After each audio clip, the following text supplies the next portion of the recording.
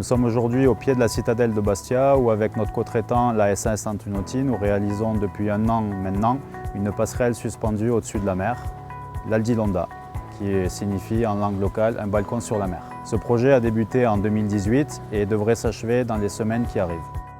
Le but pour le client, la mairie de Bastia, est de relier le nord de la ville qui est derrière nous, où se situe le port de commerce et ses ferries avec le vieux port, jusqu'au sud de la ville, où se situent les plages et la promenade du littoral, tout en permettant un accès plus doux à la citadelle de Bastia.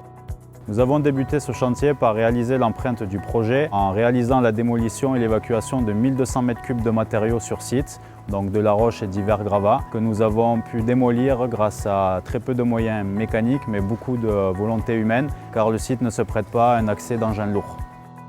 Nous avons ensuite pu, grâce à cette démolition, débuter les différents forages pour pouvoir y accoster nos consoles et nos tabliers et tous les éléments suspendus. C'est au total plus de 2000 mètres de forages qui ont été réalisés entre les micro-pieux qui se situent sur la jetée du Dragon derrière nous, ainsi que les différents tirants pour les consoles et les ancrages de dalles sur roche. Nous avons ensuite pu mettre en place les consoles préfabriquées et les tabliers qui ont été réalisés par La Garrigue à Rodez, des pièces de 4,5 tonnes et des tabliers allant jusqu'à 10 tonnes que nous avons pu mettre en place grâce à des moyens de levage mis à disposition par notre co-traitant. Nous avons réalisé différents massifs béton coulés en place permettant d'accoster nos pièces béton préfabriquées et avoir une ligne architecturale harmonieuse. Le chantier se situe au pied des remparts de Bastia. Nous évoluons au-dessus de la mer.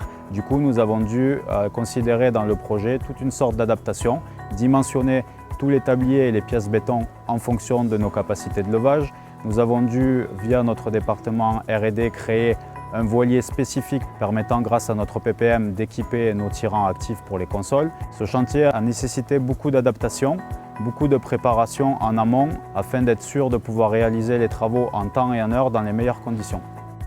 Avec nos fournisseurs, nous avons pensé des méthodes de supportage pour nos pièces béton, des passerelles de supportage provisoires pour nos consoles, des poutres de soutien pour poser nos tabliers. Tout le projet avait été calculé au préalable en bassin à vagues, d'où sa géométrie en forme de V pour permettre la dissipation des vagues lors des tempêtes. Nous avons mutualisé nos savoir-faire, nos foreurs au sol, nos foreurs en accro, nos maçons coffreurs accro, nos maçons coffreurs au sol, ce qui nous a permis de mener à bien ce projet et de se compléter dans les différents secteurs. Nous remercions les 46 ouvriers qui ont œuvré sur ce chantier, malgré l'éloignement de leur famille et les difficultés que nous avons pu rencontrer et surmonter ensemble, nos encadrants de la région Midi-Pyrénées et PACA, ainsi que nos services logistiques et développement, et tous les intervenants qui ont participé de près ou de loin à ce projet. Car aujourd'hui, la première force d'NGE, c'est eux.